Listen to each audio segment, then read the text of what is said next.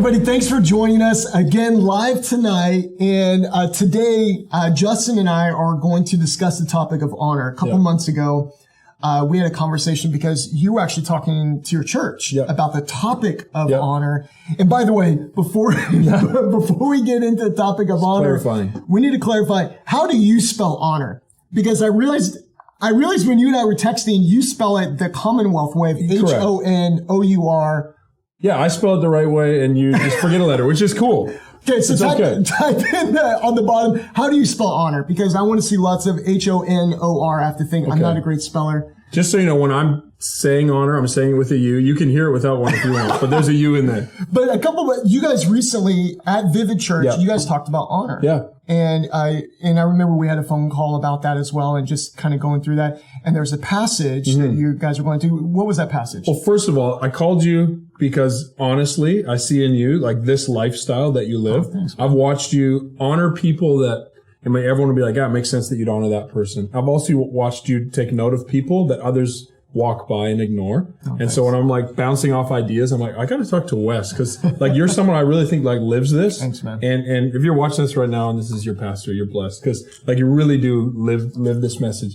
And for me, one of the things that's helped the most, it's funny. It's like, it's not an org chart that's helped me learn honor. It's actually my house, like my household, the people I interact with daily teach me about honor. And I think the Bible has these references towards family interactions, and they're for all of us. Yeah. So when the Bible's speaking to husbands, yes, there's a responsibility to a husband, but an application for all of us. When the Bible's speaking to wives or children or employers, like there's an application we can find to all of us. And if we can find the tools to honor, they apply to like literally every relationship that we have gets better when we honor. That's so good. Yeah. That's so good.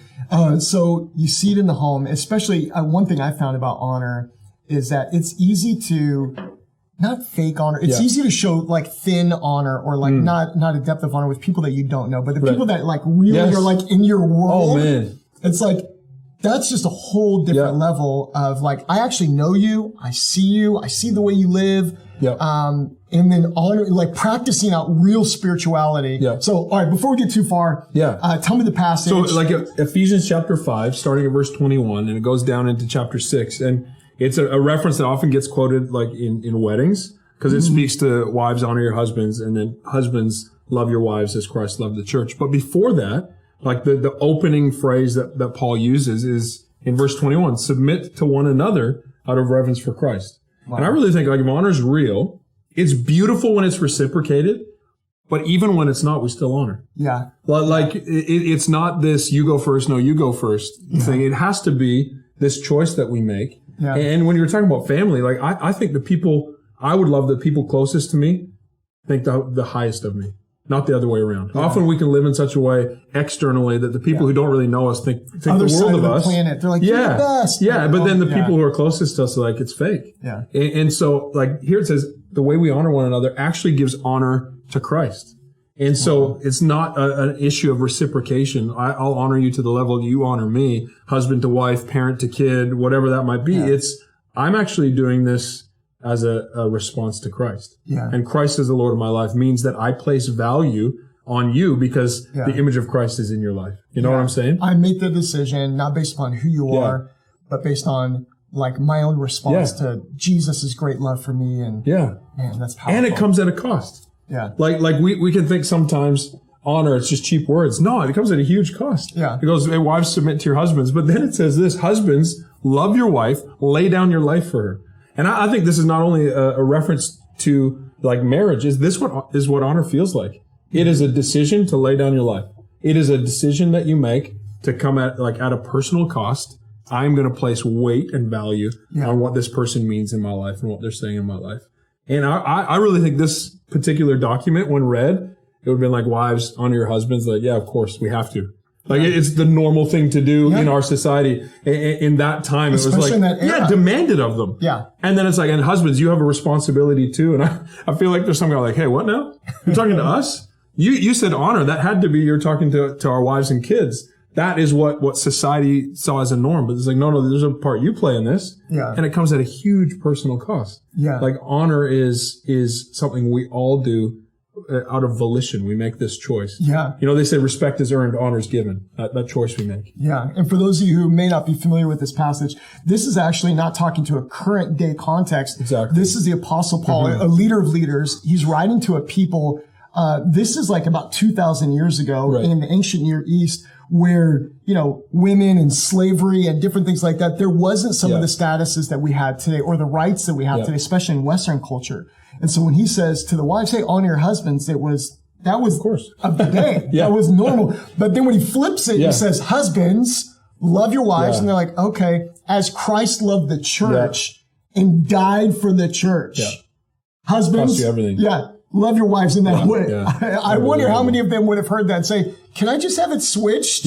Like, I'll take the honor. Absolutely. Let someone else take the laying down their lives for that person. And I think like the Bible would have been the most liberating document ever read.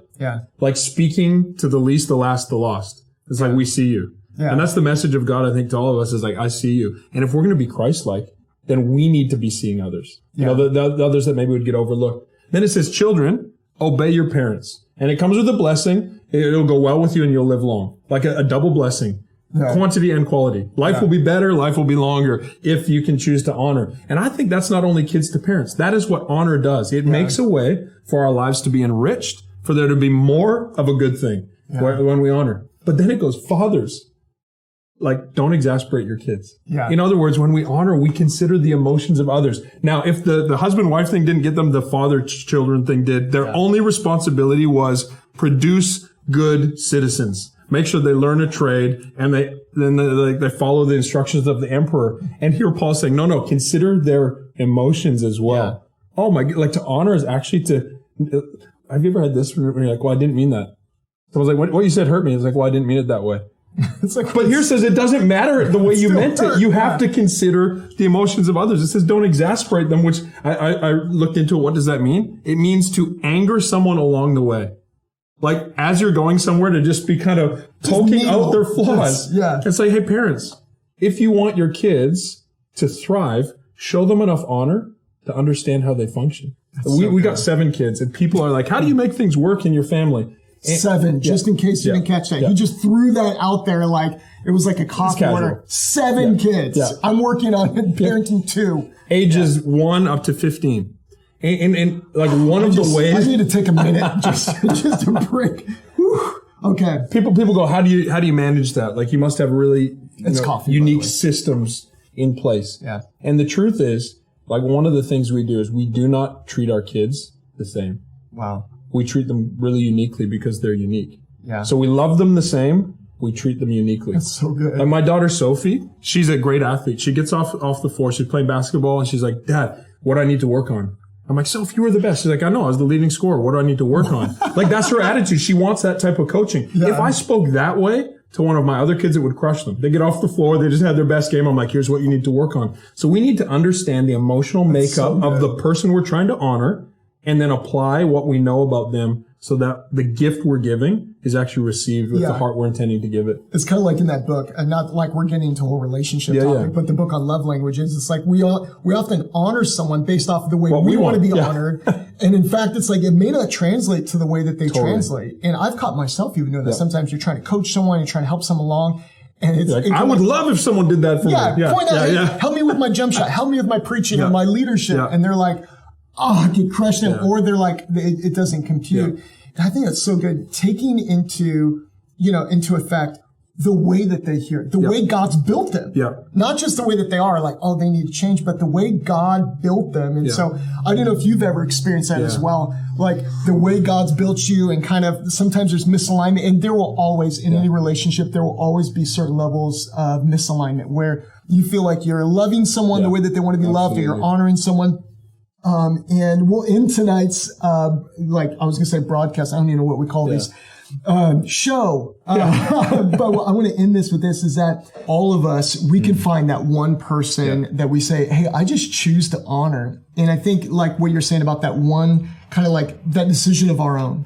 And I think each of us, we can make that decision. I'm going to choose to honor someone today, not just someone who maybe seems like maybe they're like they deserve it, but even people that we just make a decision of, I choose to honor because this is who God has creating me to be is that type of a person. And so tomorrow night, we're actually going to continue this discussion. And so I hope that you're able to make it. Find someone to honor, tag a friend in this post, and we'll see you back tomorrow.